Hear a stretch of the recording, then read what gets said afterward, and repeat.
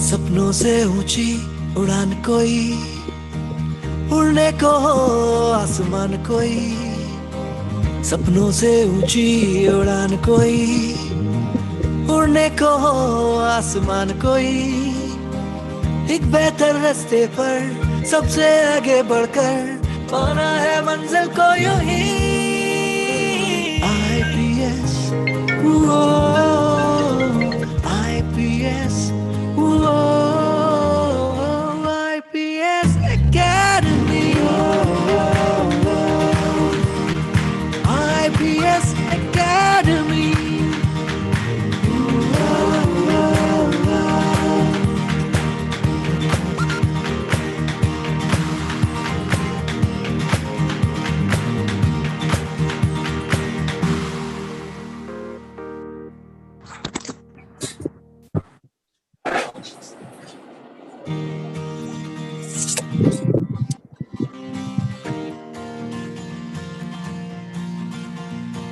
सपनों से ऊंची उड़ान कोई, उड़ने को हो आसमान कोई।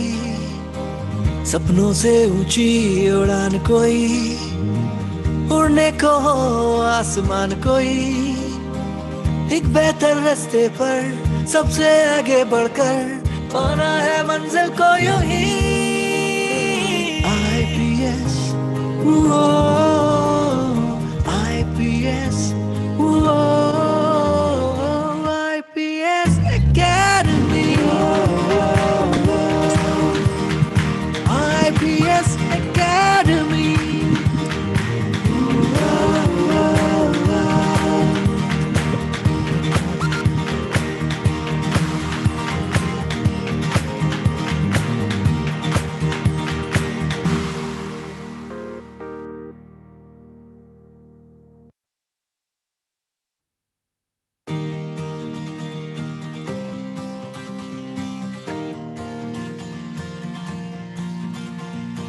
सपनों से ऊंची उड़ान कोई, उड़ने को हो आसमान कोई। सपनों से ऊंची उड़ान कोई, उड़ने को हो आसमान कोई। एक बेहतर रास्ते पर सबसे आगे बढ़कर पाना है मंजिल को यूं ही। IPS, वो IPS, वो IPS Academy, IPS Academy।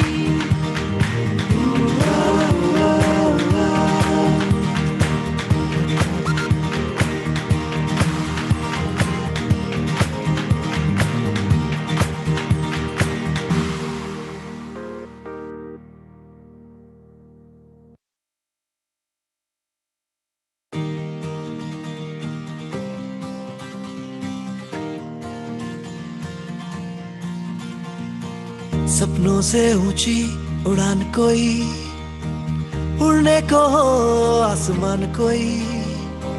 सपनों से ऊंची उड़ान कोई, उड़ने को हो आसमान कोई। एक बेहतर रास्ते पर सबसे आगे बढ़कर पाना है मंजिल को यूं ही। IPS, वो IPS, वो IPS Academy, IPS Academy।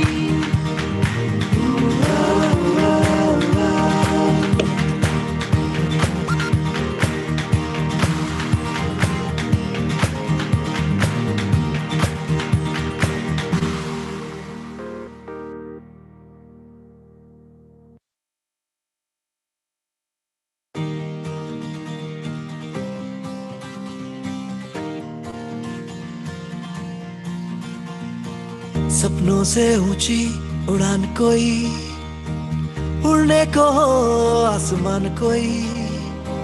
सपनों से ऊंची उड़ान कोई, उड़ने को हो आसमान कोई। एक बेहतर रास्ते पर सबसे आगे बढ़कर पाना है मंजिल को यूं ही। IPS, whoa, IPS, whoa, IPS Academy,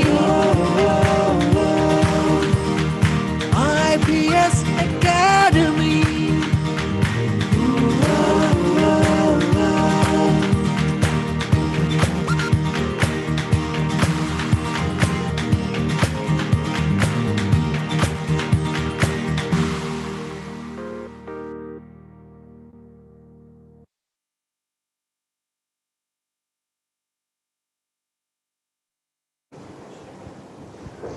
Good morning. It's an honor itself to honor this beautiful audience who has gathered here. You don't have to be too great to start, but you have to start the great. With this beautiful quote, I, Dr. Shalu Manocha, with my co-host Mrs. Jyoti Jaiswal, on behalf of Department of Humanities, IPS Academy, feels privileged to extend a warm welcome to our guest, Dr. Chumki Biswas, all the respected faculty members and dear students. Before we start, we generally have our traditional auspicious lamp lighting ceremony as a tribute to Mata Saraswati, the goddess of knowledge. But as we all are meeting on a virtual platform, we all together pray for Mata Saraswati's blessings that with all humanity give us wisdom to make this world a better place. May all human beings live in harmony with nature and other forms of life. May the truth prevail. May the darkness of ignorance be swept away by the dawn of realization. As we all know, IPS Academy is one of the renowned institutions named in the field of education. It is one of the institutions which imparts knowledge from the very initial step till post-graduation. And if I talk about my own department, Department of Humanities, it is a centralized department with a vision to train the mind of students in such a way that it helps them to become better critical thinker and to shape their career to become a successful person. We endeavor to teach concept of language in innovative ways and help them to develop their LSRW skills. As we all know that LSRW skills plays a very vital role in today's scenario. So we all know that every successful presentation is built on 4 pillars. Basically, we all know people, idea, passion, and presentation. In today's scenario, we all know that presentation skills is one of the key skills for becoming successful professional. We all know that presentation skills help an individual in enhancing his own growth opportunities and elevate self-confidence.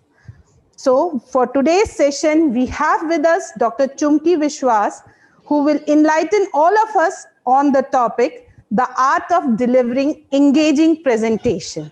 I welcome you, ma'am.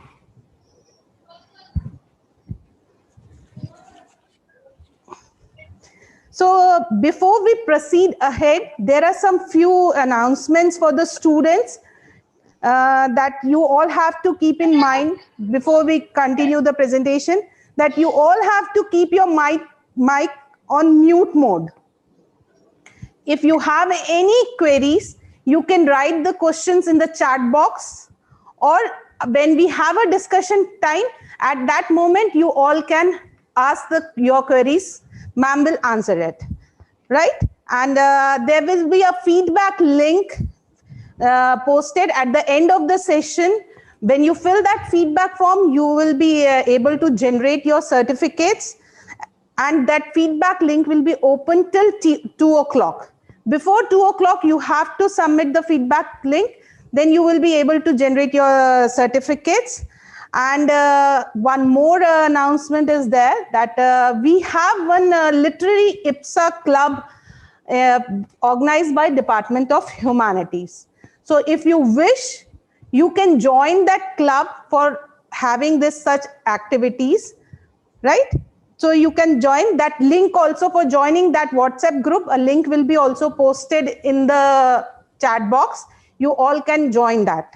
So now I invite Professor Jyoti for giving brief introduction of our eminent guest. Ma'am. Good morning all, and thank you Dr. Shalu Manocha for giving me this profusely elated to take an opportunity to introducing our guest of honor and the speaker for the expert lecture, Dr. Chumki Biswas. She is a woman of virtue, simplicity, and after all, she is a living inspiration for all young ones. I mean students, academicians, and the educated people ones. Our honored guest is a young, beautiful, and a humble lady. She has done a PG in 2002 and received a scholarship for scoring in highest marks in TESL exam. More than that, she is experienced in high octane of English language professional with specialization in areas like teachers training curriculums for developing English language, test materials, and having competencies in business communication, organizational behavior, and soft skills also. Her strength, if I'm talking about her strength, she is a captivating orator, obviously logical, organizing, creative, energetic, and industrious, and a very humble lady. She has done a doctorate in English from Mumbai University. And if I'm saying about her topic, that was development of an oral skills program focusing on rhetorical abilities and fluency activities through task-based teaching. She is an assistant professor in Todamal Chennai Engineering College, University of Mumbai from 2004 till date. If I'll say about her publications, Dr. Biswas ma'am has published many research papers in renowned journals also. She has enacted as an examiner, moderator, and a paper setter also. Dr. Chumki Biswas is a member of Board of Studies, and as an academician, she has received many awards. Now I would like to request ma'am, please enlighten us with her knowledge. And so I'm handing over mic to ma'am, please.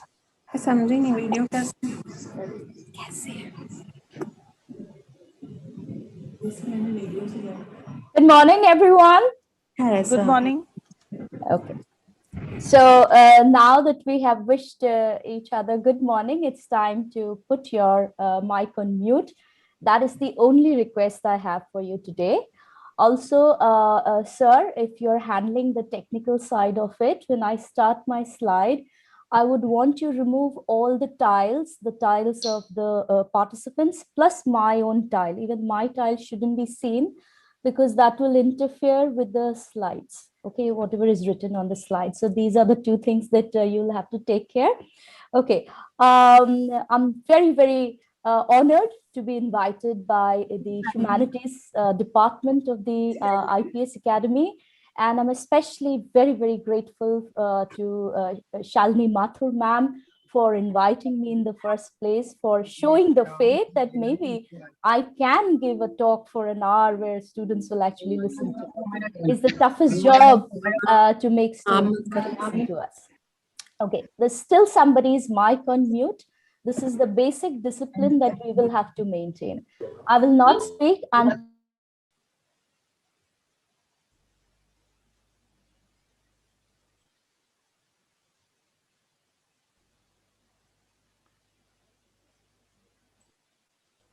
Ma'am, please unmute yourself. yeah.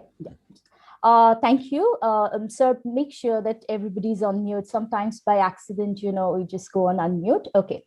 Now, since time is of essence, I will quickly jump into my slide today and try to see that you are engaged for the next 1 hour, because the topic today is how to make engaging presentations. Okay.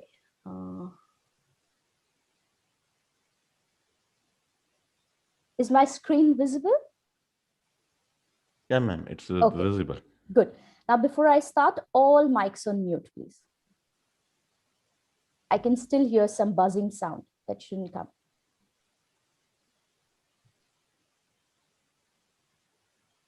Okay. Thank you. So today, as you saw from the beautifully made poster, I'm going to be talking about the art of making engaging presentations. But you will notice that after the word engaging, I've put a comma and I have left some space. Obviously, because I want to introduce a new concept here, which is online. Well, it is not very new because we've been doing it for the past 1.5 years. And despite the fact that almost everybody has engaged in some sort of online presentations, there is still a lot of things we need to work on if we want to captivate our audience.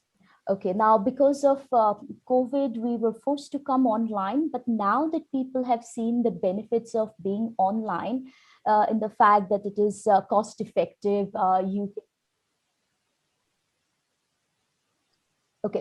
we can sit in the comfort of our own homes.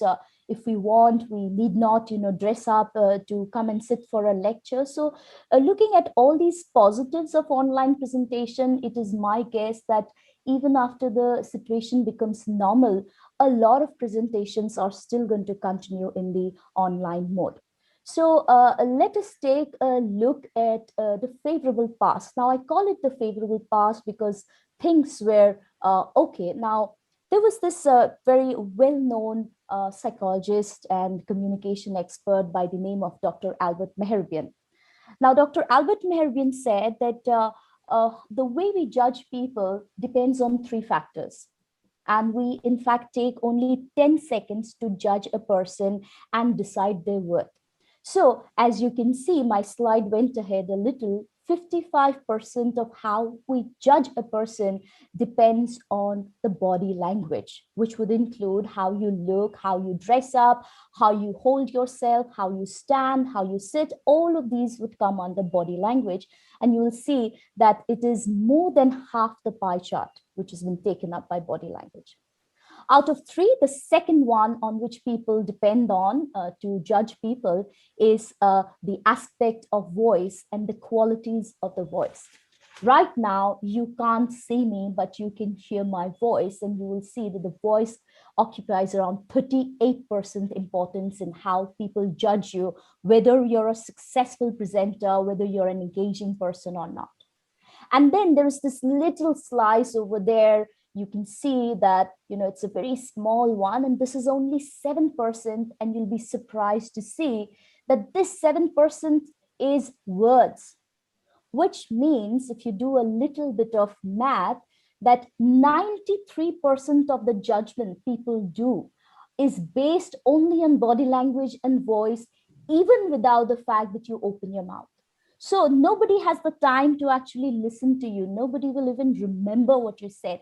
But, if I summarize the entire pie chart in a single adage, I can say that it is not what you say that is important, but how you say it is what will make you become a good presenter or somebody who will fade from people's memory. Now, this I call the favorable past because this is the pie chart that was applicable yesterday. So this is known as yesterday's formula. And today we are faced with a whole new ball game. Now, for example, in my lectures, I always walk around in the classroom just to ensure that the students in the last benches, haven't fallen asleep or they're not messaging underneath their desk. Also, in my life, I've never ever used any presentation slides to teach. Whatever my topic is, I have always found it sufficient to teach with the chalk and board and a little handouts here and there. Now, when the lockdown happened, the first day I went online for teaching, I fell back upon my old method, my yesterday's formula. But then guess what? None of my students paid attention to me. And as a speaker, within the first 5 minutes, you can pretty much make out whether you are with the audience or you have lost the audience. So I realized that I was unable to hold the attention of my audience. So the first thing I did, the first change that I did in my presentations and my lectures was to go and prepare slides. And you will see that the slides are 45 5% of the impact of how students pay attention to me. And I have marked it in red, which means that ordinarily the words that we say is now converted into slides. More than what people will hear what you're saying, they will actually look through the slides, and it has taken an importance of 45%. Then we have the voice. The voice has more or less remained the same.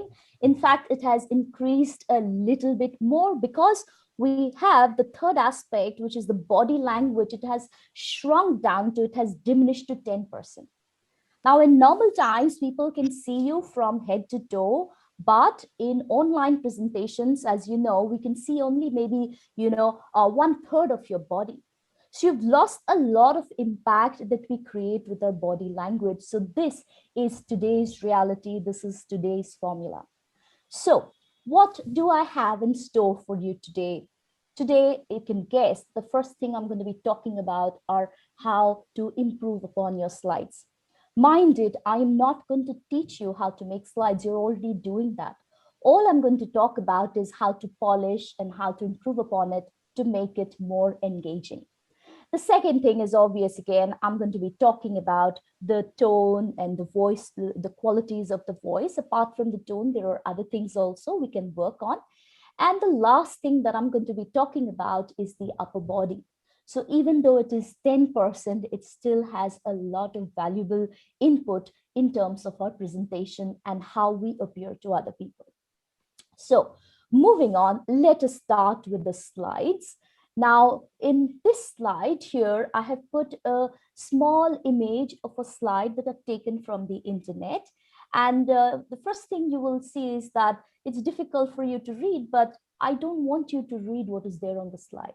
I just want you to observe, because this is the way 90% of the people in this world, they make their slides. Now, you can make out there are certain problems with the slide, and you will see that most of your observations coincide with what I'm going to say right now. So my first observation on this slide is that there's too much text. There's an abundance of text on the slide. And because the person has squeezed in so much information onto one slide, he or she was forced to reduce the font size to such an extent that mere human beings like you and me might not be able to read what is written on the slide. Okay, third thing. There's such a lot of text here, but there is nothing that is highlighted. There is nothing that leaps out at the audience from it. That is nothing that stands out. So this is the third problem. Fourth problem is that, look at the color choice. God has given us so many colors in the rainbow, and this person goes ahead and chooses the worst and the dullest color possible in the rainbow, which is a gray color. Okay, now look at the next one. There's such a lot of space on a slide, yet there are hardly any images in this entire slide. And that one little image which is there of a bulb on the top right hand corner, it has no connection with the topic. The topic is something to do with about first impressions, but there is a bulb, and I really can't see the connection between the two. So even if people are putting images, they're putting images which are meaningless. And then we have the seventh observation, that there is no story, no theme to tell. Everybody in this world loves a story. And if you can make yourself a good storyteller, then the people will follow you, what you're saying. So a good way of engaging your audience is to have something. Okay, if you are not able to create a story around your presentation, at least you need to have a theme that goes along with your presentation. I'll explain each of these concepts ahead. And the last observation that I'm making is that this presentation has no roadmap. That means looking at the slide, I cannot make out whether it is in the middle of the presentation, whether it comes in the beginning, whether it comes at the end. So a roadmap simply means that you need to tell your audience, what you're going to cover, how you're going to cover, and at the end of the presentation, what is the destination that you're heading for? What is the goal of the entire presentation? So giving an orientation to your audience is the purpose of having a roadmap. Just like when we travel, we need the map. Okay, so I'm going to take up each concept, these 8, each one by one. But before I go, I thought that I told people that there has to be a storytelling element in your presentation. And if I'm not able to introduce that storytelling element in my presentation, then I'm not leading by example. So I started thinking, what can I make around which I can prepare my presentation today? So at that time, it so happened that I was just reading through The Rhyme of the Ancient Mariner. You will all know it's one of the most famous ballads by Coleridge, and it is my all-time favorite because it's a ballad.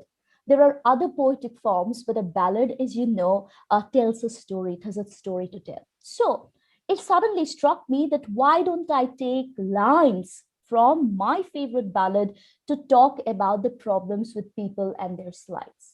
So the first line that I've taken from the Ancient Mariner, when they are struck in the sea and the sun is beating down, they're thirsty, there is no water to drink. So the Ancient Mariner says there's water everywhere, nor any drop to drink. There's so much of seawater that you cannot drink, though it is water.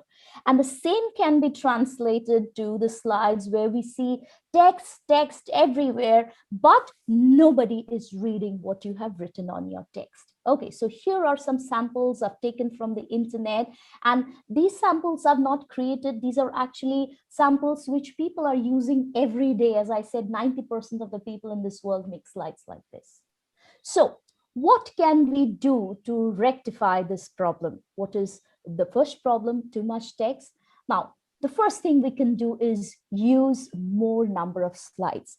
Now in India, since childhood, we are taught that save up, and don't waste. And we translate the same learning to our slides. We try to cram all our information on maybe 4 or 5 slides, but we forget that slides are free. So you can have more number of slides. Now, if you have more number of slides, then what you're doing is you're spreading out your content over more number of slides. So there is less content on each slide. So this is the first advice I have for you, to reduce the amount of text you're putting on your slides. Even if your presentation is 1 hour, if you are using 5 slides to take people through 1 hour, it's still going to take 1 hour. But if you're instead using 25 slides for that 1 hour, you can understand by simple math that the amount of text in your slides will reduce. Next point is that, we are too lazy. And what we do is we fall back upon, cut and paste, cut, copy and paste from the internet, or now we have started, taking screenshots of devices, of books, and we simply just paste it onto our slides. Now, what happens because of this is that you are not editing the text and you're putting, kilometers after kilometers or entire paragraphs, onto your slides. So if you want to be a good presentation, this is the first practice that you have to do, is never ever copy paste anything. You need to read, you need to summarize, you need to convert it into bullet points and put in this much effort. If you're not putting, then you shouldn't have the guts to go and face an audience. Third point is that you must keep the suspense alive. When you're talking, your talk should be such that people literally follow what you're saying.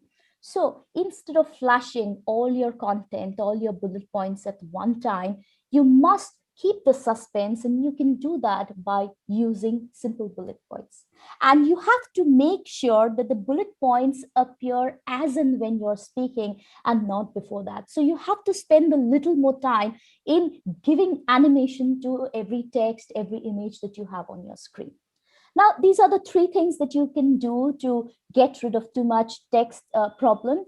Now, I want to show you some samples from slides that I have made. Now, initially, when I was making slides, I told you I'd never made slides in my life. Initially, when I was making slides, I made pretty poor slides, but over time, I have improved, and every example that I'm going to show you today is taken from one presentation or other that I have made in my life in the past 1.5 years. So look at this first one here. Sorry, I'll just go back here. I'm talking about, an example of psychological barrier. And you will notice that even though there is so much of space available, I'm still not tempted to put more text on the slide. And if the numbering 3 is given, which means that, there are 2 more before this, and there might be more after this. So I have put, each example, one example on a slide, and hence, there's not a lot of text on the slide. The second one here, I wanted to tell my audience the concept of language. Now, since you people are from linguistics and applied linguistics, many of you will understand that the concept of language is a very, very difficult thing to explain. And experts have literally written 3 or 4 pages to explain language. Now, I realized if I copy paste all those paragraphs and just put it on my slide, I will have lost my audience. So what I did was I read up what is language, I summarized it, and I converted into a shorter summary, and I presented it like this. So I have compressed maybe 4 pages of text into this one single slide, and you can see that there's hardly anything to read in this. Okay. Next here, the third one that I'm going to be talking about is here. These are screenshots, so obviously I'm not able to show you the animation. Here I'm talking about, the advantages of oral communication and why we communicate, and I have 4 bullet points. I could have crammed in more number of bullet points, but I chose to put only 4 bullet points. And, if I could show you the animation, each bullet point would come on the click of the button. So these are the 3 things that we can do to ensure that there is less text on the slide. Moving on to the second problem, where if you're putting in a lot of text, it stands to reason that the size of your font will reduce. So, this line from the ballad says that they were trying to see something far off in the distance. And at first it seemed like a small little speck, a dot. And this I've related to the fact that your font size might be too small, and people might actually have to peer trying to read what you've written on the slide. Okay, so these are 3 examples I've garnered from the internet, and you will notice that there's so much text. Even before you have started speaking, your audience has completely switched off from you. And I really marvel at the courage these people have in preparing such poor slides and then going ahead and trying to engage an audience. Okay, so what are the things we can do to remedy the problem of too small font size? The first one is that you must follow the 30 to 90 rule. Now I'll explain what I mean by the 30 to 90 rule. If you are typing the heading of something, then make sure that the heading does not fall below a font size 60.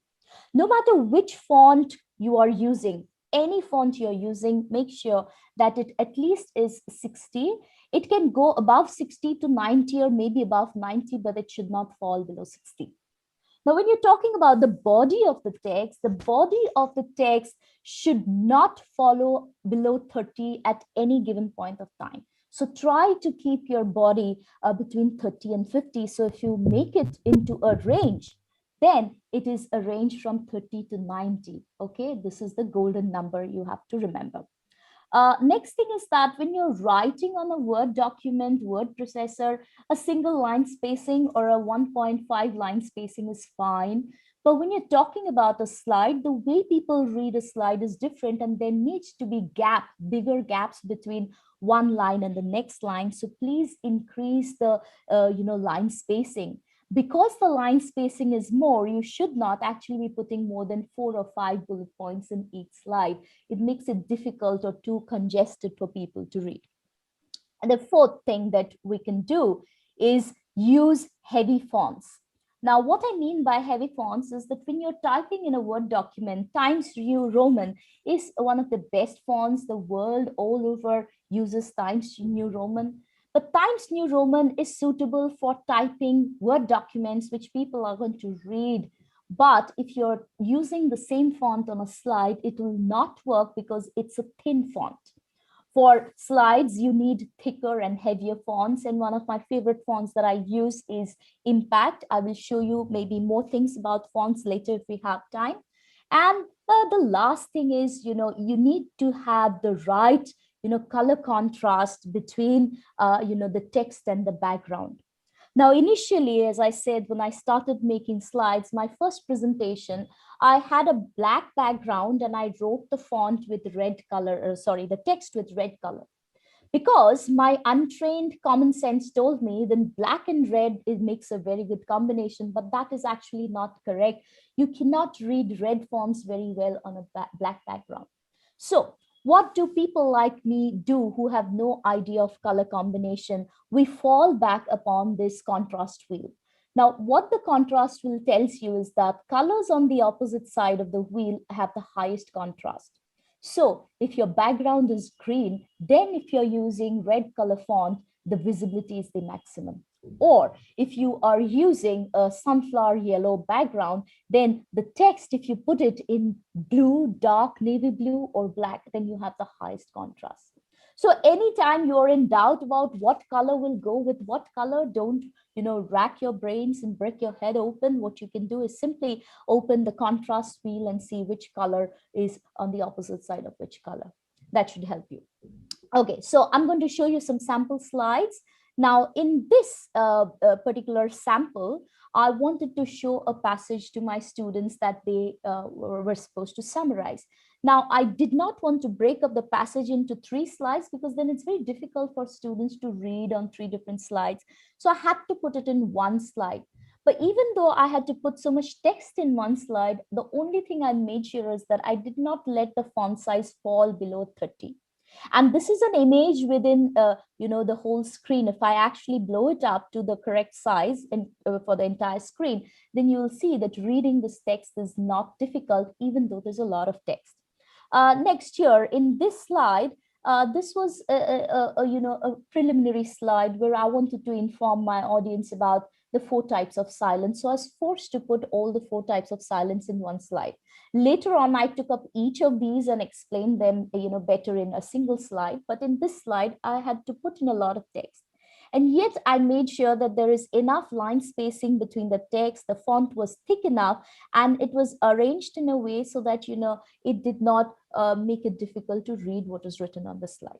Okay, so these are some of the things you can do to avoid, having fonts which are difficult to read. Next is, the third point, where I say, this ancient mariner, he's talking about how, everything was hazy and then it seemed a mist. Everything looks hazy through a fog or a mist. And I will relate this to the fact that nothing stands out. Everything on your slide has equal, emphasis. There is nothing that is highlighted. There is nothing that is, in a way made so that it pops out at you, it leaps out at you. Look at these 3 slides made by people, and there's such a lot of text, but I don't know out of this entire, written text, which part of the slide is the most important. See, you talk about a lot of important things, but out of that also a few things are more important than others, and you need to make these important things stand out. But these samples show you that we are not able to do it. So what can be done to remedy the third problem where you're not able to ensure that the attention or focus is on certain words or certain images? So the first thing you do is use highlighters. You can highlight something within the body of your text, and I'll show you with examples later. Next is you can use a different color. So suppose your font is written in black color, you can use maybe a red color or a yellow color to highlight a particular word within a lot of written text. Okay.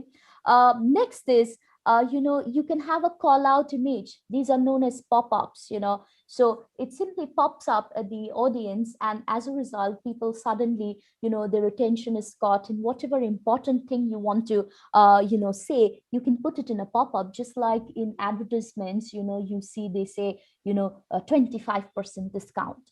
And they want to highlight the fact that there is a 25% discount. So they put it in a pop-up so that that is the one thing that people will notice, even if they don't notice anything else. And the last thing that you can do is to make things stand out is to use a larger font for certain cases. So certain words can be written in larger font as compared to maybe other words around it. So let me just show you some examples of what I mean. The first one here, you see, I have used circles to highlight, the parts of the slide that I wanted people to notice. The next one here, I had to give a definition of communication, and I know my students are least interested in reading definitions, but I still want them to learn something of the definition. So in a way, in order to spoon feed them, what I did was I highlighted the 3 words exchange of information in blue color, so that at least, that portion of the definition stands out. Okay, third, here, there is a pop out on the right or top right hand corner. Now, there is no animation here because it's a screenshot, but when I was talking about the importance of space around us and what it tells people about us, I wanted to give the example of the Buckingham Palace, and, it came in a pop-up, and that got the attention of the audience. And the fourth thing which you can do is increase the font size of certain things where you want to draw the attention of the people. So I wanted to talk about the 7 C's, and I wanted to show the audience how all these qualities start with the English alphabet C. So I've highlighted the C and I've made it into a larger font size as compared to the rest of the text. Okay, so moving to the fourth point here, in the ballad, the personification of death, or let us simply say death visits the sailors. So the ancient mariner is describing the skin of death as a person, and the ancient mariner says her skin was as white as leprosy. And I'm using this sentence to talk about, either that your slides have no color, or that the colors that you choose are extremely dull. So people, shuffle between two, no color and, poor color. So look at the examples here I've got for you. The second one, it looks like the color of water after washed my clothes. And look at the font color. The combination is so poor that you can't read anything. Look at the third slide here. It's a dark background, again, with a dark font. And I don't think you can really read what is written in the slide. But we are actually making slides like this. This past 1 week, I have been attending an FDP, and almost all the presenters, they're very good in terms of their knowledge, but the presentation skills takes away, half the quality of their impact. So what can be done to take care of dull colors or no colors? The first one is that avoid white background. I mean, if you're planning to have a white background to your slides, then might as well use a Word document. Why are you going into a presentation slide? A presentation slide, in fact, allows you the quality of color. So instead of, leveraging that quality, you're still going back to a white background, then might as well use a Word document, blow up the proportion, increase the font size, and just scroll through the Word document. It's easier than preparing slides. So first thing is that avoid white backgrounds, and don't think just because, I'm fond of bright, bold, pink colors, hot yellow, my content is not professional. I talk about, research methodologies and statistical analysis and all, and even then I use very, very bright colors, okay? So don't think white makes your presentation more official and professional. Okay, next is use more warm and primary colors. Now, what do I mean by warm? First of all, now in this color circle, you will see that there's a line dividing it in the middle. So all the colors which are on the left-hand side, these are warm colors. And on the colors which are on the right-hand side are cold colors. So a good way of, having attractive colors is to fall back upon more warm colors as compared to cold colors. I'm not saying you shouldn't use cold colors, but have a predominance of warm colors. Next word is primary. The primary word refers to the colors red, blue, and yellow. Try shuttling, within these colors, red, blue, and yellow. Don't go for colors like maybe maroon or brown. They are dull colors. They do not look attractive on the slides. Okay, next thing is you can do is use borders for better contrast. If you're putting any image or any bigger text, bold text, then try and put an outline either in white or in black for it to stand out, in contrast with the background that you have. So Moving on to some sample slides. The first point here, you see, I used a cold color in the background, but then I used a lot of warm colors so that it stands out. Next, you will see that I have this thin border around these boxes and even a thin border around, the heading, the title, and even the main, what do you say, the slide that we have. Look at the next one here. I've used all warm colors. And the thing that I've done is that even with these little images, there is a border on the outside. There's a border on the outside of the entire slide. So make sure that you use borders, make sure that you use warm and primary colors, and avoid using white in your slide. Okay. Next, we are moving on to the concept where, the sailor is saying that we looked far forth, we were straining our eyes to look far beyond to see, but little, yet little. So we couldn't see anything. And this I am, tying up with the fact that there's a lack of images on the slides people make. So if there are no images, even if you strain your eyes, you're not going to find anything much of interest, on the slide. So I'm talking about the paucity of images or lack of images. Now look at these slides. There's so much space on the slides, and yet this person or these people who made the slides never felt the need to put anything visual, to keep the attention of the audience glued to your slides. So what can be done to remedy this fifth problem? First one is that replace words with images. Now, wherever, I can get away with the, words, I will remove words and I'll replace it with an image. And I'm sorry to use the, cliche, but I still want to say that, a word is, a picture is worth 1,000 words. And it is actually true. I cannot emphasize on this enough. Next one is use free clip arts. Now there are so many clip arts. These clip arts are ready-made images, cute images. Some of them have a cartoonish quality to it. Some of them are very, very formal looking, but you can use this free clip arts, to enhance what you're saying, and it makes your slides more attractive. Now you can buy clip art packages, but we Indians are so poor that, we can't in fact afford to buy clip art images, but you can type in the word free clip art and you will get lots of images which you can use in your presentations. And the third thing that you can do is replace text with graphic organizers. Now, every time that you have a lot of text, you should read the text and you should convert it into an, graphic form, which is known as a graphic organizer. Just like, remember in one of the slides, I was showing you what is language. And then I read up, tons and tons of text and I converted into some sort of a graphic organizer. So I will show you the three examples to talk, to exemplify what I'm talking about. Here, look at this one. I wanted to explain to my students how they can summarize certain kinds of passages with the help of a Venn diagram. Now, I didn't want to go and explain in written font what is a Venn diagram and what is the purpose. I simply gave an image. So I replaced the text of what is a Venn diagram with an image, and it served my purpose. My students understood what I wanted to say. The next one here, I'm talking about, the things that come under physical barrier, under subjective stress. And I could have simply in bullet points written the 5 points, headache, sleepy, feverish, intoxicated. But apart from writing those words, I made sure that I added a clip art. Now, this clip art is so cute. They have a similar texture to it, and they make the slide a lot more attractive to the audience as compared to just writing, the points in bullet and no images.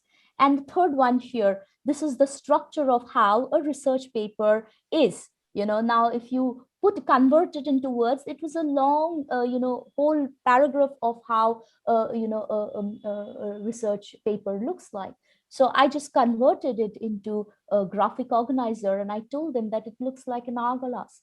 It is broad on the top, narrow in the middle, brought out again. So this was sufficient for people to understand the structure of a research paper or article. So moving to the next one here, what happened is that the sailors, along with the ancient mariner, they were cursed. and they did not have water and they did not have food for days. So all of them started dying, and they dropped onto the deck of the ship with a heavy thump, a lifeless lump. And this I had, tied it up with the fact that, your images, even if you are actually going ahead and putting images, the images are so useless that they are like a lifeless lump on your slide. If the images don't add, weightage to your slides, and there's no point of putting images on your slides. So look at this example here. This person is talking something about literature, and here in the corner, there's one tiny picture, which is so tiny that you can barely see it. And on top of that, it has the sea, it has two birds and a sun umbrella. And I can't see what is the relation between the subject of literature and the sun and the sand and the sea.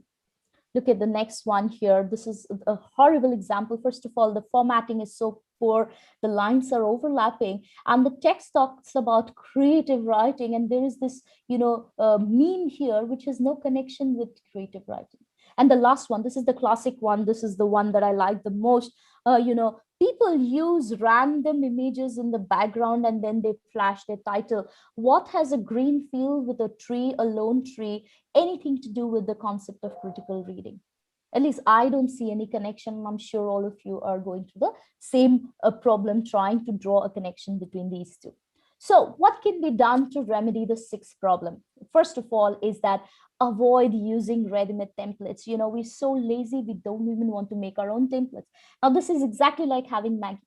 I am so, lazy in terms of cooking that most of the time I have Maggie. Maggie fills my stomach, but after having Maggie 365 days a year, it feels like sawdust to me. There's no taste in it.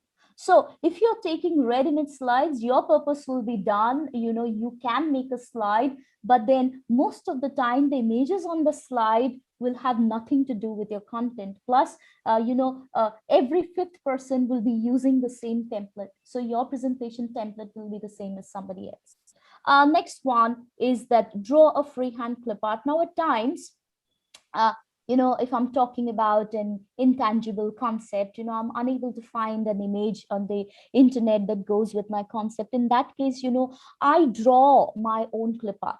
And in the last 1.5 years, I've drawn so many clip arts with the free tool, which comes with the presentation. Even your PowerPoint has a freehand tool. So I make these, clip arts and I keep saving it. So next time I need something like this, I go back to my store, which I have created, and I use my clip arts. And I'm going to show you an example of it. And use colorful word art. Now, sometimes, again, like I said, concepts are so intangible. They're not physical concept that you cannot find an image to suit. In that case, instead of an image, I put a word art, and it makes my slides look much cooler than if I would have left it just blank. So here are some samples for you. The first one here, I'm talking about how you can use instead of ready-made slides, you make your own slides, and you see how in the beginning I was trying to draw a mind map. So I made the branches, I wrote the text, and then I looked at it and I found it not very interesting. So a whole night I kept thinking, what do I do about it? In the morning, first thing I got up and I put the small images, with each of the text. And when I gave this particular activity to my students, they said, ma'am, we want to do this summarization only because it looks so cute. You've made it so well. It looks so attractive. So, adding images and making your own slides has its own, advantages and benefit. And I can guarantee not a single person in this whole world would have a slide like this, because this is something that I've made. This is not available anywhere else. Next is that, this is from today's presentation. In the beginning, I was talking about, this particular pop-up. This particular pop-up, I drew it myself with the freehand tool. Now, I am no artist, I don't have very artistic skills, but a simple image like this is pretty much something anybody can do. Now, this pop-up, I made it and I stored it. So next time in my slide, I need a pop-up, I can simply use this one again and again. And the last one here, you see, I was talking about the concept of an accent and how, thick accent can interfere when we're speaking to people. Okay, now I couldn't find any image that goes with accent. So what I did was I used a word art and I said, oops, There you can see or hear my horrible accent. Okay, so this is how you can use images wherever required. If you don't find images, you can make them on your own, and most of the time put the images which are useful and that takes your concept ahead. Okay, next one here, the person, the ancient mariner, he actually catches hold of a random stranger and detains him to tell him that you must listen to my story. And this poor stranger, he was actually dressed up to go and attend a wedding feast, but he was mesmerized by the ancient mariner, and he could not choose but sit and listen to the story. So this I'm relating to the fact that if you are a good storyteller, if you have a story or a theme to your presentation, then people cannot help but choose. You will be like the Pied Piper. Every word, everything that you're saying, people will hang on to everything that you're saying. So look at the slides here. What is a culture? Then they're talking about transcultural nursing, and then it's talking about space exploration. Now, if I were talking about nursing, if nothing else, if I cannot build a story around it, at least I can put the image of a nurse here, which is very much possible.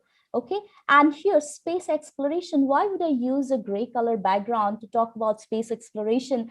I can easily have a slide with the galaxy behind, maybe a spaceship thrown in it.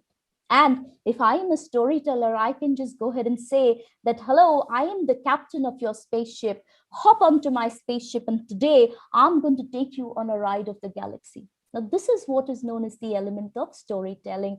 And I'm going to show you some examples, the things that you can do to remedy. First one is that you can use well-known plots and characters. Okay, so, for example, you are teaching EVS, environmental science, and you're teaching kids how to take care of the environment. So take the character of maybe Superman and Batman and show them how, Superman and Batman, what are the things he does to take care of the earth. Okay, these are some things that you can do. Next is, relate to experiences. So at times, when I don't have a story that I can tie up, I fall back upon my own experiences. My previous pet was with me for 18 years and he was the center of my universe. So I use a lot of examples of my own dog in my presentations, or sometimes I talk about what my mother told me. The next thing is that you can use objects as themes. Now I've especially used, the spaceship here, because in the previous slide, remember, I showed an example of, the space exploration project. So instead of having a blank slide, you can just use the object, spaceship as a theme. So let us look at some samples. The first one, I was talking about taking famous characters. Now this is the character of Bart. He's from the animated series called The Simpsons, which is an American series. And this child, he's 10 years old and he's very, very naughty. He doesn't listen to what the teachers say. He's always doing naughty things. So forever, the teachers punish him and they make him write on the blackboard, sentences, corrective sentences. Now, I use the concept of Bart and what he writes on the blackboard to explain the 5 kinds of barriers that people face while communicating. And I was talking about physical barrier where you feel sick because, and then because you're feeling sick, you cannot concentrate. So, I used the slide and I wrote, I will not party whole night before my 8 o'clock lecture because I'm sleepy next day in the lecture. So look at the next here slide here. When I was a child, I was very, very stubborn and stupid too. Okay, and I would refuse to have things in my lunchbox if my mom would give, everyday mundane fare like bhurji and roti. I would bring it back without eating. So my mom was a very, very tricky person, smart and tricky person. She started putting the omelet onto the roti, putting a little bit of leftover vegetables from last night. She'd roll it up. She will wrap it with a paper and she would tell me that, see, I've made an egg roll for you. And stupid as I was, I would be so happy with the exotic nature of an egg roll that I would have the same thing and I'd feel very happy about it. So I used things from my past, my experience, to add an element of storytelling to my presentations. And the last one here, I was teaching formal letters, and formal letters are such a boring concept and I couldn't come up with anything for storytelling. So at least I used, the theme of an airmail in the past, to talk about my formal letters. My entire presentation was created on this theme. So moving on, just give me like 30 seconds. There's somebody knocking on my door. There's nobody in the house. I'll just be back in 30 seconds. Sorry about that.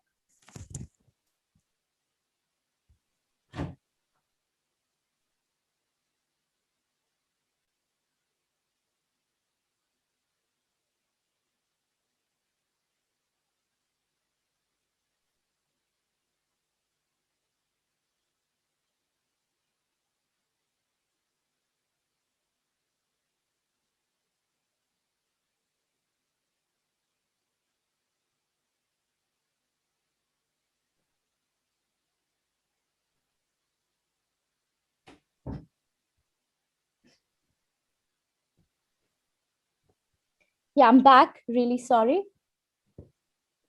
Okay, the next part of the ballad, it says the helpsman, helpsman steered us through. So, almost at the point when the mariner was about to die, somebody came to his rescue. And this person was such a skillful, pilot, a captain that, he steered all of them, easily through the waters. So this I'm going to relate it to the fact that if you're a good presenter, you will give a fair grounding to your audience, and you'll give them a roadmap of what you're going to talk about, what are the, different sections you're going to take them through, and what is the purpose of the entire presentation. So this is what I call the roadmap. And look at this here, it's talking about the history of space exploration, and, till, from 1980 till present.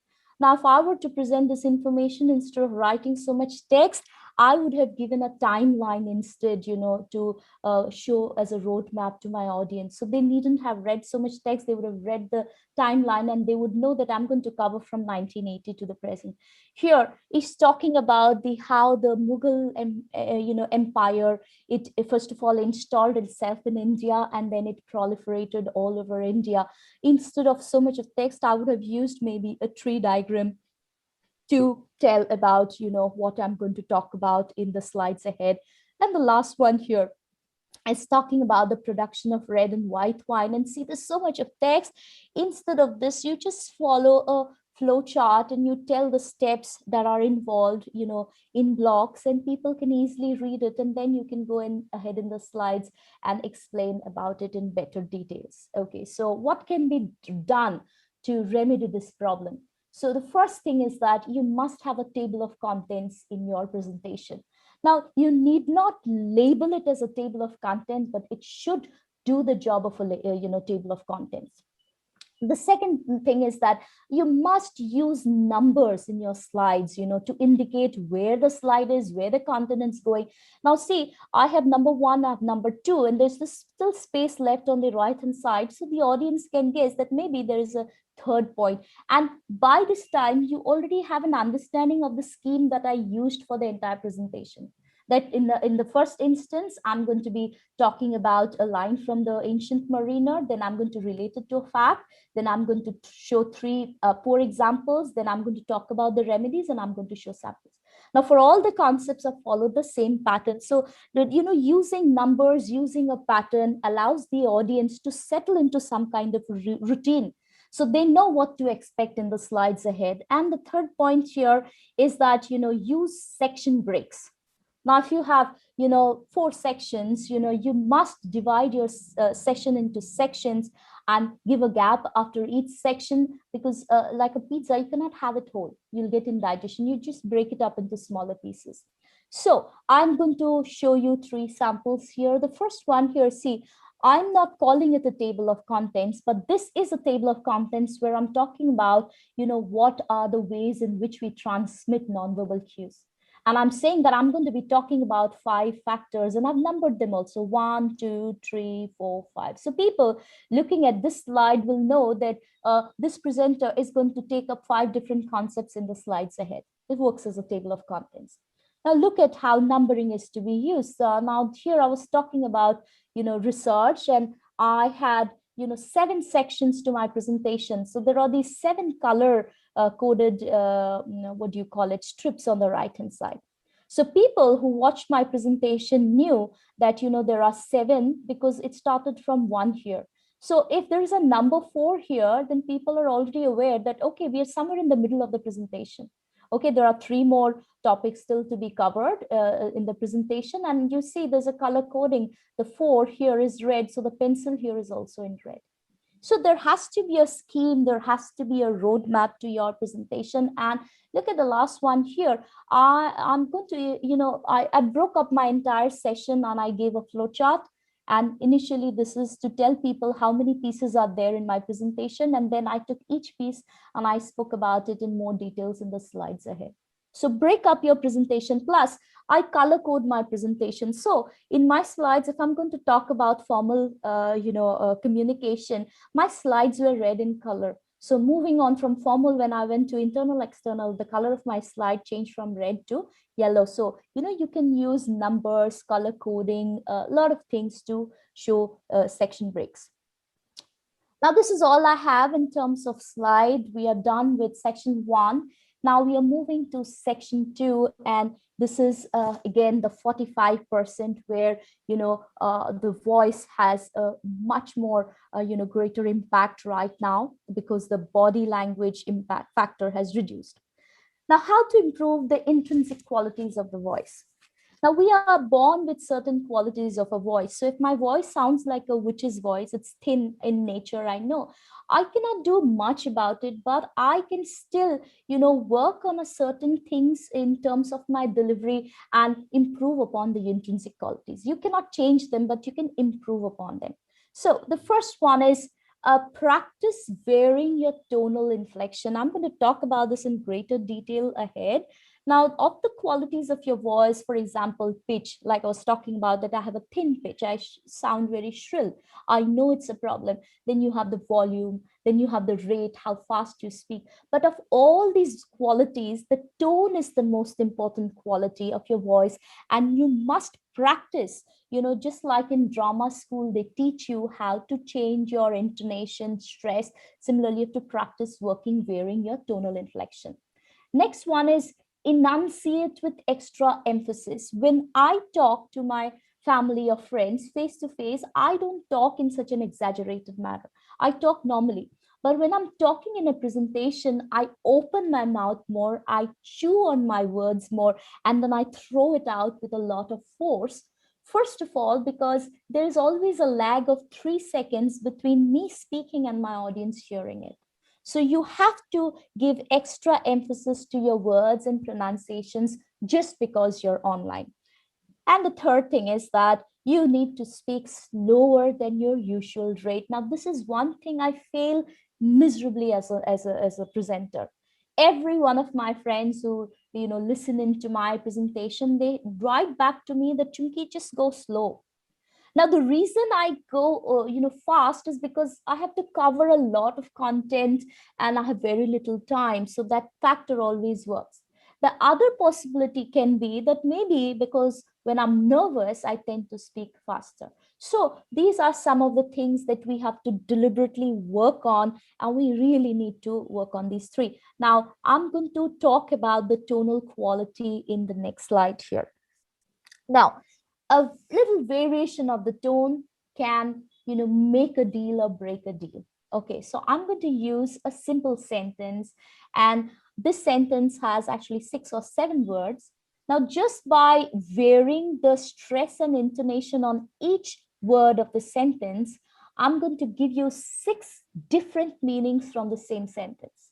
Now, if you read it, it gives you a single meaning. But when I say it, I will convince you that I can give you 6 different meanings. So let me start by changing my intonation and stress on the first word, I. So I'm going ahead.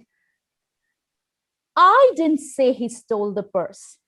Implication being somebody else said it. Look at the next sentence here. I'm going to change my intonation on the second word, didn't. I didn't say he stole the purse, which means I'm denying, accusing that person of stealing my purse. I never did any accusation like this. The third one, I didn't say he stole the purse, but even without saying in words, I definitely meant it with my gestures that this is the one who stole my purse.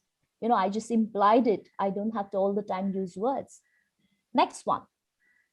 I didn't say he stole the purse. Maybe his twin brother or somebody else stole it.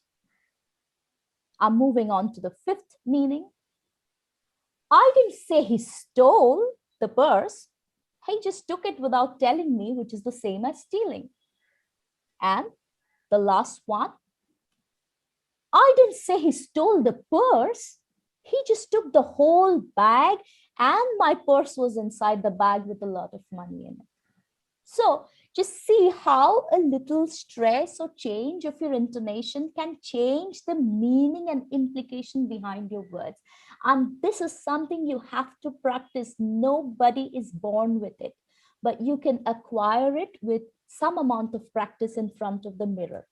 Okay, so now that we spoke about the intrinsic qualities, the qualities we are born with and what can be done to improve it, I'm going to talk about the output quality of your voice. And this is definitely 100% in your control. You can actually do something about it. Okay, so the first one is have a hot beverage and take deep breaths. Now, whenever I have to speak, be it my lecture or a webinar like today, I first of all get myself a cup of tea, because from nervousness, my vocal cords become stretched and stressed. You know, they become tight. So when I have a cup of tea or coffee, first of all, it makes my vocal cords softer and supple so that the sound I produce is much better. Second of all, it opens up the throat, the canal and the passage, so that the sound also comes up more clear. If you're having a cold or something, you know, it becomes clearer. Second thing is, I'm so nervous before I speak that, you know, my breath goes faster. And when I speak, I sound breathless. So what I do is, before every session, every day, I log in at least 15 minutes before my presentation, and I do nothing. I just sit in front of the screen and I just sit and sit and sit. And all I do is take deep breaths. So by the time the session actually starts, my heartbeat has settled down to a fairly normal level. The next thing I do is I record my presentation using Zoom or the inbuilt software that I have in my laptop. Now, the reason I record is, first of all, I get to hear how I'm sounding. We might think that we're sounding good, but when you actually record yourself, you will listen to it and maybe you will feel, you'll shriek in horror that, oh, I'm sounding so bad. So once you know how you actually sound to the audience, you can work on certain areas of your delivery. Plus, it gives you very, very good practice when you're recording. You're going through the slides, you're recording. So when I'm recording, I'm not just speaking, I'm going in tandem with my slides. So that helps me practice also. There's a two-way benefit to this. And the third thing is that invest in good quality headsets. You know, most of the people prefer to use a headset, but I find that if I'm speaking for maybe 4 hours, a headset, you know, presses down on both sides of my head and it gives me a headache. So I avoid a headset, and I have invested in a good pair, fairly good pair of earphones. Now, most people, even though they have been doing presentations for 1.5 years now, they still haven't invested in a pair of good earphones. Half the people don't earphones, and the other half that they use, they haven't bought anything that is decent, worth its name. Okay, so now that we have spoken about the qualities of the voice, the third thing, the last thing left for my presentation is to talk about what we can do to improve our presence online. Okay, as it is, we can see only 1/4 of the body. So what can be done about it? First advice is that if you are the presenter, please switch on your video. I've seen a lot of teachers, including my own sister, she refuses to switch on her video. She says, I find it very distracting. Now, she's doing herself an injustice, because then the audience does not know whom they're associating with. Also, the students do not develop any kind of attachment with you if they don't know who you are. So it is a must, first of all, that you should switch on your video. Now, the students can afford not to switch on their video. They are not the presenter, but you are the presenter, so you must switch on the video. Okay, next thing is, what can be done, first of all, to make ourselves comfortable? Sometimes I have webinars that go on for 2 or 3 hours. So the first thing I do is I sit comfortably with back support. Now, some people prefer to sit on a chair and table. They find it easier. I find it easier to sit on my bed, and then I have pillows piled up behind me. So while speaking, anytime I'm a little tired, I lean back a little, give my back a little rest, and then continue. Second point is that you need to keep the device on a stable surface. It hurts me to see people juggling between a written sheet of paper from where they're reading out and maybe the mobile in the other hand, and it's constantly shaking. I feel sorry for the presenter more than anything else. You know, first of all, it is very distracting to the audience if the image keeps moving on the screen, if your face is all the time moving because you're holding the device in your hand. Plus, it is very stressful for the presenter to juggle both of these two things. So first thing is you keep the device on a stable surface, and I'm going to talk about this a little more ahead. And the third thing is you keep your water handy. You are going to, feel, dry in your throat. So once in a while, don't feel bad about saying that, give me a few moments. Like, we cannot help unavoidable situations. There's nobody in my house today. So there was a delivery which was supposed to come. I had to excuse myself. I had to go and open the door. Similarly, if you are thirsty, just say that I need a drink of water, take a pause, do whatever you have to do, and then continue. Next is, now that you have seen to the comfort of your body, now you have to work on yourself to make yourself look good. Now, making yourself look good does not mean you need to look like a ramp walker, but you need to look professional and decent. So there are few things I'm going to be talking about here. First is use the best camera angle. After so many months of taking online lectures, still, 60% of the presenters are not able to find the correct angle of the camera to give their face the best look. Next is, we still are not sitting at the correct distance from the camera lens. Either we're sitting too far away or we're sitting too close up. So, you can just see your face, filling the entire screen. Next thing is that lighting is a problem.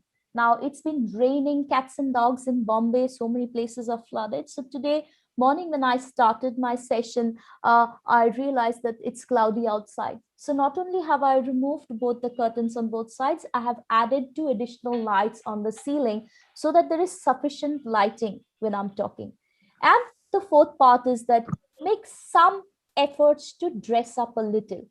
Put in a little bit of makeup and, dress up professionally. Somebody's microphone needs to be put on mute.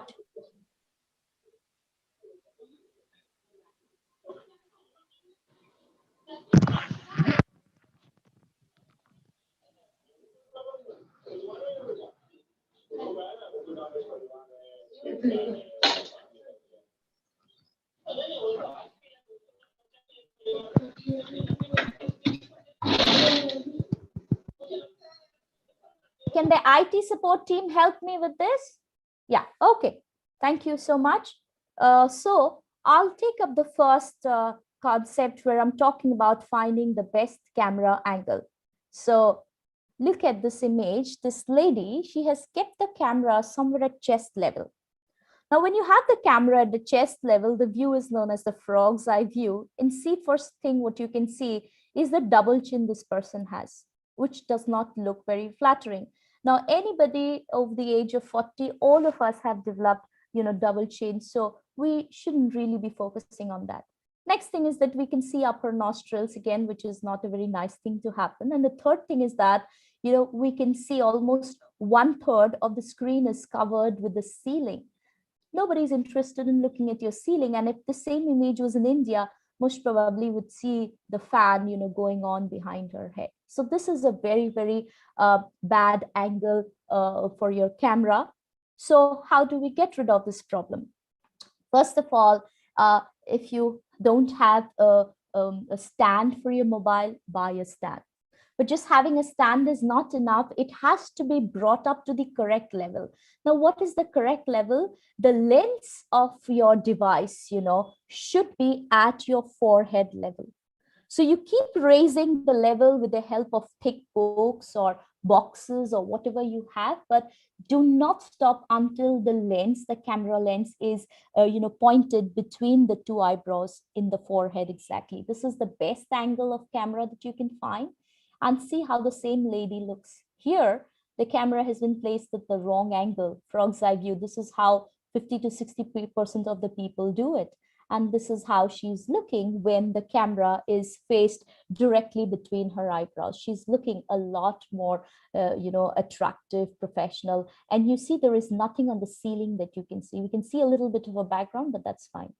Okay, moving on to the next one is just about, we need to worry more about distance than just social distancing, and that is the distance from the camera.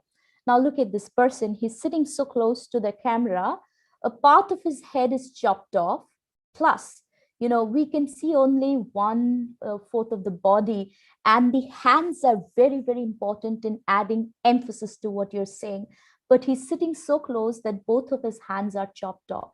So he's losing out on a lot of impact that he can create with his hand movements.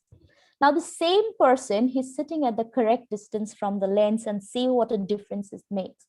First of all, the head is not chopped off. Second of all, we can see his hand movements. And third of all, he's nicely, centered from the left, from the right. And the best part is here, he looks a lot fatter because his face is right onto the camera. But when you move away from the camera, the profile and the perspective of the person changes, and you look a lot more attractive and fetchy in the screen. So sit at the correct distance from the lens is the second thing. The third thing is find that flattering lighting. We have all different, builds in our houses. So at certain places there are windows, certain places there are not. So look at this lady. She is on the camera screen, but on the left-hand side, there is no light. So, it makes her look like a scary witch here. Look at this image. Looks bad because there is light from this side, no light from that side. Here, the light is from above. Mostly this is taken in the evening or night time when there's no light from the windows. And it's causing shadows under her nose. The grooves are looking deeper beneath her chin also, and her eyes are in darkness. So it looks like, it's stuck inside, like from some horror movie. But the same person with the right lighting, this is how she looks. And you see that it makes her look so much better when the lighting, first of all, is from the right sources. There's light from both sides, and the light is soft and ambient, so this is the right way to look on camera. We most of the time do not bother about certain things like this, but this is very, very important. So what this person, I've taken it from a video blog. This person says that I take my camera and I walk around my entire house. And I stop at that position where I get the best light in my house. And she has set up her desk and, the pile of books at that same position, because more or less we do online presentations every day as a part of our life. So this is something that you need to do. Also, as Indians, I want to talk about one more thing. We are not, maybe not all of us are rich. Some are middle class, some are even less than middle class. But we don't need to be ashamed of where we come from. Okay, so please do not blur your background. It makes you look horrible. It does not give a pleasing image. Plus, it tells the audience that you have something that you're ashamed of, that you want to hide. No, you are who you are. So even though your house does not look as fancy as this, please show where you're sitting. Just have it at the right angle. For example, my house is a small, 1-bedroom in Bombay, but I don't blur my image. But one thing I do is, even though it's raining outside, I do not have clothes drying on the railing of my bed while I'm talking. So these are the few things that you can do to make your background neat and clean, but you don't need to hide your background. Next is dress up. tad bit. I'm not saying dress up really to the nines as if you're going for some party or wedding, but look at the difference between the person here in this photo and this. She has bundled up her hair, the tendrils are falling, and she's wearing a casual t-shirt, and she has no earrings, you know, here you see. But look at the difference when this person has a little bit of makeup, jewelry, her hair is like let down, she's wearing a formal black shirt, t-shirt, sorry, shirt. And look at the difference in the presence of these two. This is so much more professional looking. Also, the point to notice that her background is a light color. It's a light ivory and light brown color. So light and light color clothes do not go well. But here, because the background is light and she's wearing a darker shade of clothing, the contrast is more and it looks better. And also, you need to apply a little bit of makeup. So for women, please touch up your, lips with a little bit of color. For men, you can moisturize your skin, make it look more supple, and maybe put a little lip balm on your lips so that it does not appear dry and cracked when you're speaking. Now, these are a few things that you can do to make yourself look better. And now I want to talk about a few final things before you go to the big day before your presentation. This is preparation beforehand. The first one is, profile the audience and occasion. Now, you might have made a presentation on a certain topic, maybe, 3 years back, and for the next remaining part of your life, you're using the same presentation no matter what the occasion. So now that there's a prevalence of online webinars, I have seen so many speakers, talking on the same topic and the same slides, and the theme is different, the entire the topic is different, but somehow they're managing to squeeze and force whatever the slides are, not trying to mold it to the new topic. So first of all, you need to profile who's your audience, profile the occasion, and modify and change your slides or make completely new slides. There are so many new topics in this world, so please don't beat around the same topic and try to manipulate it again and again. Next thing is practice until you drop dead. Practice makes perfect, again, a cliche. Now, I practice so many times before my presentation that it's a standing joke in my family. My family says, if you ever fall sick, don't worry about your webinar. You just give us your slides and we will go and speak what you have to speak, because we know the exact content of what you're going to deliver. And they know it because they hear me practices maybe 3 or 4 times in a day before I have to deliver. And this is not just for webinars. I do this for my everyday lectures also. Next thing is, learn unfamiliar software.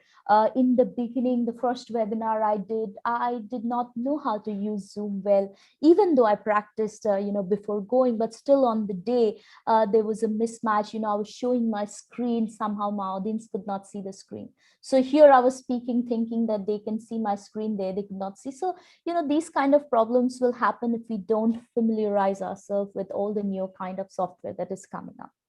And then there are more ways to make your presentation interactive. And this is one thing I learned which works, which is to give enough quizzes and polls. So 6 months back, I was forced to do a 1-week course on universal human values.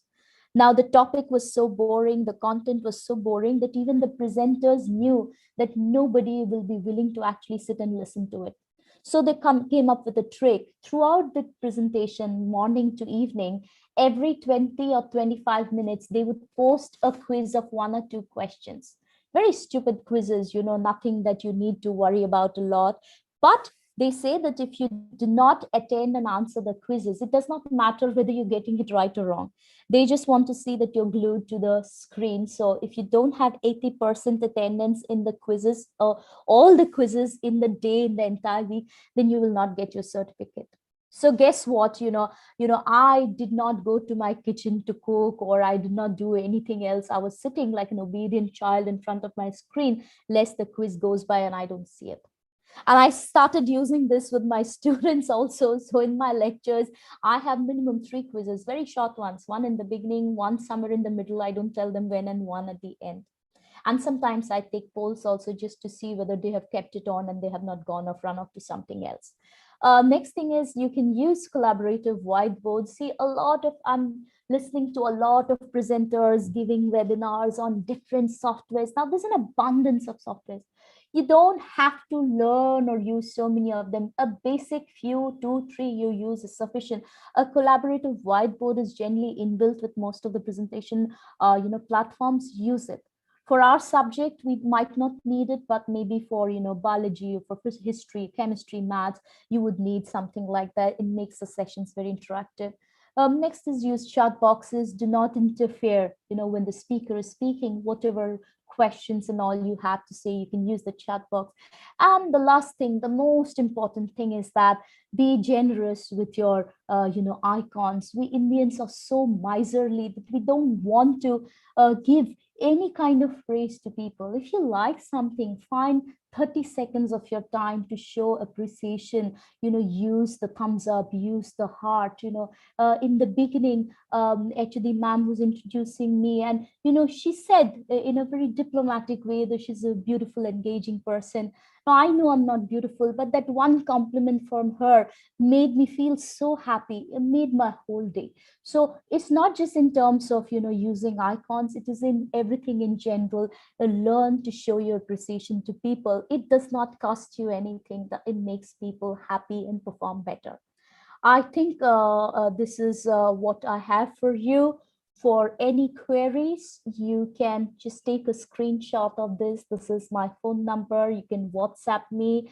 I am only available on WhatsApp. I don't have Facebook or any other accounts. This is my email ID.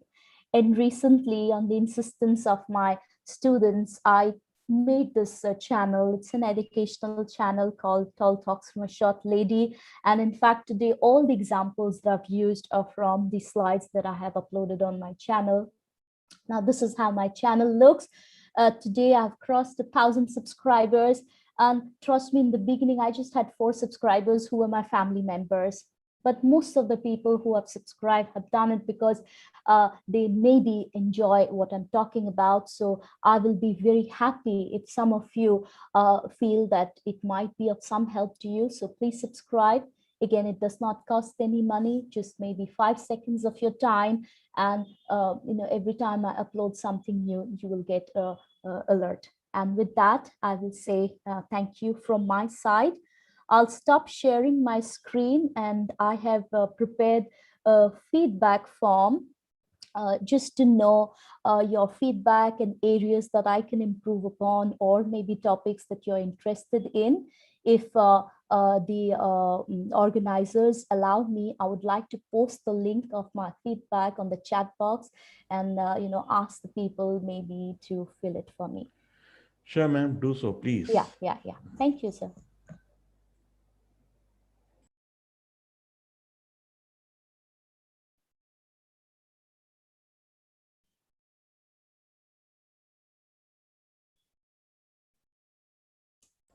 Sudha ma'am, please unmute yourself. Just hold a bit. Yes, Unmute. I have posted this link, and is it possible to copy this, sir, and post it on the live YouTube chat also, so that people who are there may use it too from there? Definitely. Yeah, thank you. Chumki will do. Manohar, please copy this link, post it on the YouTube chat side.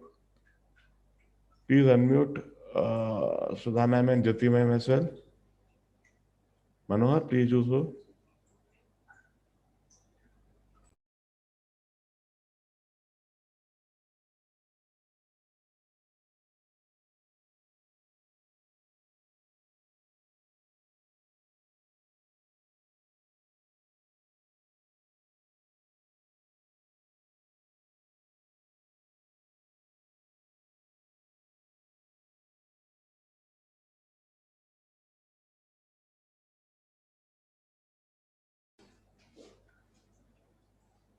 Ma'am, it's posted on YouTube now. Manohar, please unmute. Thank you so much. There is also a link to my channel. If you want, you can please subscribe. It's right at the bottom of the feedback form. Sure, ma'am. Thank you. The student section, if anybody has any query, they can just ask their, you can unmute yourself and then you can ask, ma'am. Anyone? Thank you so much. There is also a link to my channel. If you want, you can please subscribe if you like the content. Thank you. Any one of you are interested to ask anything? If anybody has any query, they can just ask there. You can unmute yourself and then you can ask, ma'am. It's fine. I think it's lunchtime and all of them are hungry. And anyway, I overshot the time that I was supposed to take. So I'm really sorry for that. Yes, tell me. मेरे को एक query है, जैसे मैंने अपना एक YouTube channel चलाया है, Right. और मैं अपने Instagram पे भी पोस्ट डालती हूँ, पर उसके व्यूअर्स जो है वो इतने बढ़ नहीं रहे हैं। अच्छा, मेरे पास भी बहुत ज्यादा व्यूअर्स नहीं है. See, first of all, if your channel is educational channel, very few people are interested in it. But suppose you post No, on it's not educational channel. किस चीज पे है? वो poems पे है. अच्छा, तो देखो, only people who like reading poems are interested in poems will come and visit. तो initially तो बहुत कम लोग आएंगे जिसको आप personally request करोगे आएंगे. फिर once you start posting more number of videos, the YouTube algorithm will also improve. YouTube देखेगा कि आप हर Friday को एक डाल रहे हो, so you're regular with your uploads, तो वो भी फिर अपना काम करेगा. So it's not a matter of one day. This channel I started in last September, and only now I have 1,000 subscribers. Okay, so इसमें हरी करके कुछ नहीं, और ज्यादा subscribers लेके आपको फायदा नहीं. You want people on your channel who are actually interested in your stuff. So even if there are few people who are there, it's still good for you. So worry mat karo, just continue. It will happen sometime. Okay.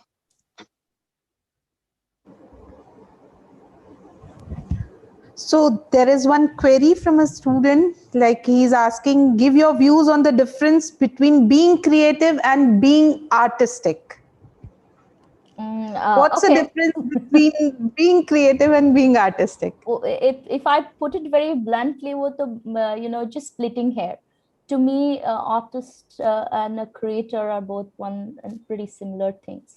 An artist can be a good artist only when she's or he is creative. तो creativity तो हर कुछ में चाहिए. वो आप artist हो, आप आप craftsman हो, जो wooden beds बनाते हैं, वो भी उसमें भी उसका creativity रहता है. So it does not matter in which field you are. Creativity is for everyone, artist or otherwise. So more or less, I feel it's one and the same thing. Thank you, ma'am. Now I request Dr. Shalini Mathu, ma'am, to propose a vote of thanks. Thank you. Ma'am, please. Thank you, Shalu ma'am. Am I audible? Yes, ma'am. Okay. So as we approach the end of this session, I express my heartfelt gratitude and thanks to Dr. Chumki Biswas, the speaker for today's talk, on for two reasons. One, for accepting my request to deliver the talk in spite of all her commitments, other commitments, and secondly, for delivering such an engaging talk. Means like I love the way you present. I love always your lucid presentation. Your slides are so brilliant, so comprehensible. Like it is great. The students definitely got this wonderful opportunity to learn so many things. And thank you, ma'am. We will actually disturb you many a times after this. I know that we want to have more and more sessions from you. And I also like to thank our management at this point for their constant motivation and support. I'm also thankful to the e-learning cell of the department of the college, especially Sandeep Gupta sir, for their such a great support and taking all the burden from me, maintaining all the technical things. Thank I you, take ma'am. the I take this opportunity to thank my colleagues also in the department for their unflinching support on all my endeavors. And we all know that the success of any talk depends on the listener. So I am very thankful to all the listeners, all the attendees, all my students who have got this opportunity to learn and who have actually taken at least uh, some of the things, like as ma'am said that small things matters a lot. Even I have observed that I have not taken the right light angle, right camera angles, and that is very important thing that you have pointed out. And these small things matters a lot. And I can say that there is, I find there is hardly any difference between what you have taught or what you have preached and what you have practiced. So this is wonderful talk, ma'am. Thank you very much. I know once again I repeat that students, many of you have joined this group, IPSA literary group. You can also get feedback, can fill the feedback form and uh, get your certificate. And I also request you to join the YouTube channel of madam, subscribe the YouTube channel of Dr. Chumki Biswas ma'am. You will get to know so many important things in a very interesting way. Thank you all, and just stay safe. Goodbye, stay safe and stay healthy. With this, we end today's meeting. Thank you all. Thank you, ma'am. Thank you, Yes, ma'am. thank you. I'll log off now, right? Yeah, Okay, it thank you was a so very much, ma'am. nice session, ma'am. Really fruitful session. Thank you. It was very I informative. hope that students have learned something. It was so nicely presented. Thank you. Thank you. Bye. I All hope of to see you, all of Bye. you okay. again. Yeah. Bye bye. Yeah, bye bye. All of you have a good day. Thank you, Thank ma'am. you. Thank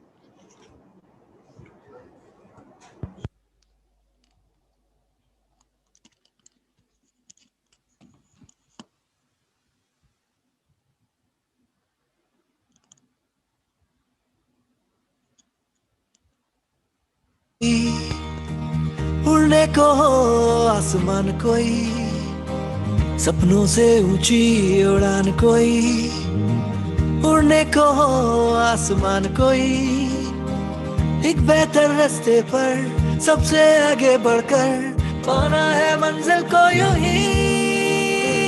IPS, IPS, IPS Academy, IPS Academy.